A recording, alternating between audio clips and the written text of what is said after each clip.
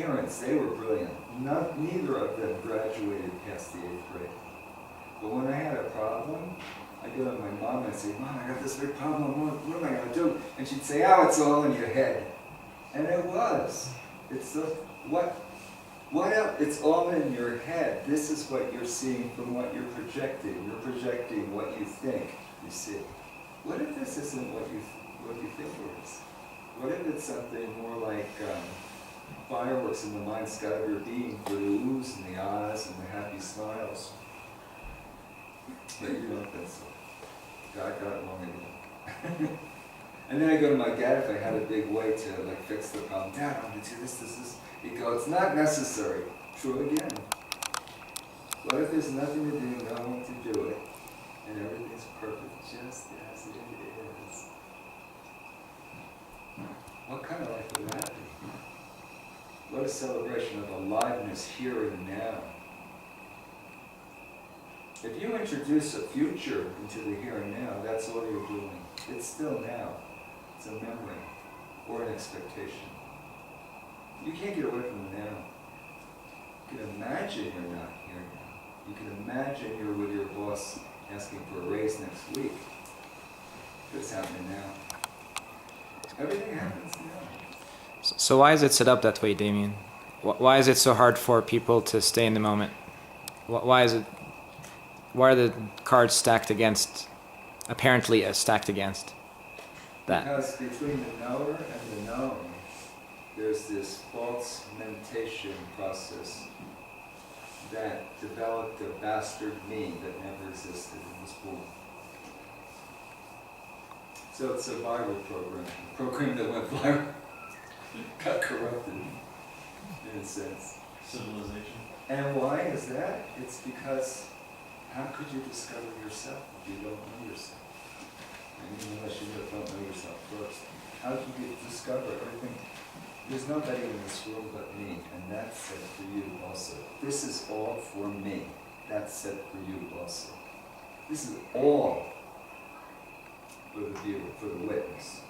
Everything is a gift for you. Everything is a rainbow. Who looks at a rainbow and says, oh, that damn rainbow?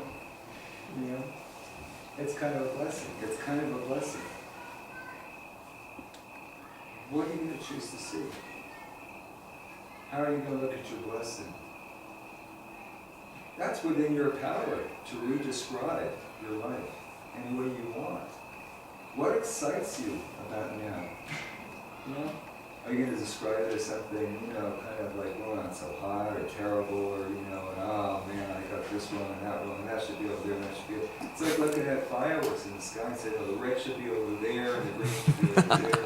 You're missing the whole point. It's glorious, it's exciting, it's alive, it's wonderful, it's life. It is whatever it is. It's just so. It's okay. Utter relaxation. So, how should our response be in our thinking and in our action when we encounter, let's just say, torture? Revert back to yourself. Use everything as a means of self-referral with all your vigilance, all of your heart. Don't take anything out there as real. Because you're the one that opens your eyes in the morning and spills out your universe. It's all you. And that farthest twinkling star is just twinkling that sun. What if it was really like that? What's worth not loving then? Let me put it differently.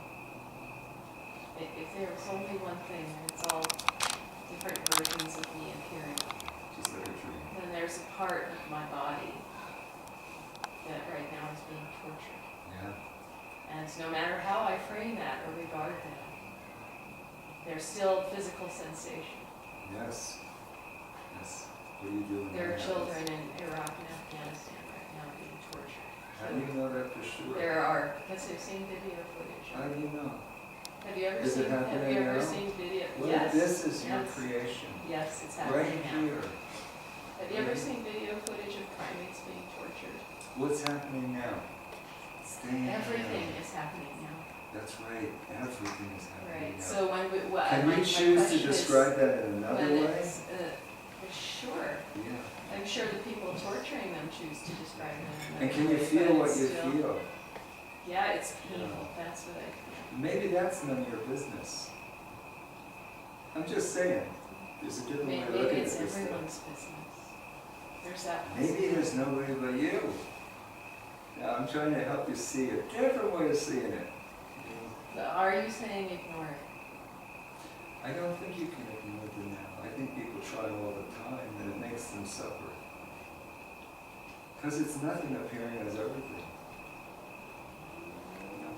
Here's this one I that we're actualizing as our life. What are you going to choose to fill it with? Are you going to want to see it? Are you going to see clearly? Do you know what you're talking about? You're talking about characters doing things to one another. And that's what I was starting to hint at when I talked about the knowing, the process of knowing. We all take ourselves to be these diminished characters, weak and needy beings. We all take ourselves to be less than. When are we going to stop diminishing ourselves? And then we can have that experience of the lightness, of the textures, of the light being poured into light, and not describe things as suffering, not describe things as this one did this to that. When is that going to fade in the background into all this nothingness, all this empty fullness, all this liveliness and excitement comes up? It's your choice. It really is a choice. Now, we've been taught what you're talking about. So it's no fault. I understand where you're coming from. But has it worked? Has anybody gotten away from that? Has it helped the world? Maybe consciousness is To oppose constantly... torturing, has that helped the world? Maybe consciousness is the fullness of what I think the Buddhists call it the 10,000 deities, wrathful and peaceful deities.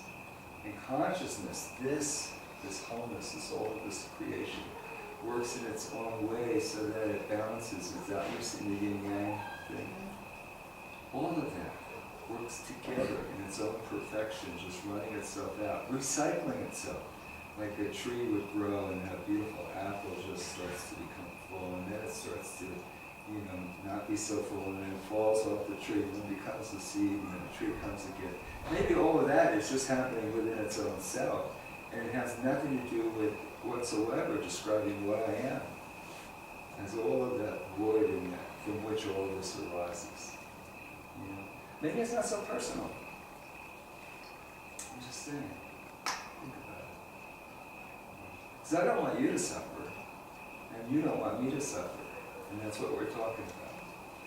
How does that happen? How do we get beyond suffering? Well, I mean, I guess there's nothing that you're saying that I fundamentally disagree with. But I encounter in myself, when I hear these kinds of teaching, this kind of awareness, and this kind of talk, is that it all makes, to me, perfect sense within the realm of any human being who has certain basic needs met, or any being. And then there arises in my mind some awareness that there are beings who are our relatives, who are essentially us, who have physical bodies, who have, and if in this moment a tank were to pull up in front of the house and 5 soldiers were to get out, and people in here were to be murdered, it would be a very different experience. And I can't quite reconcile.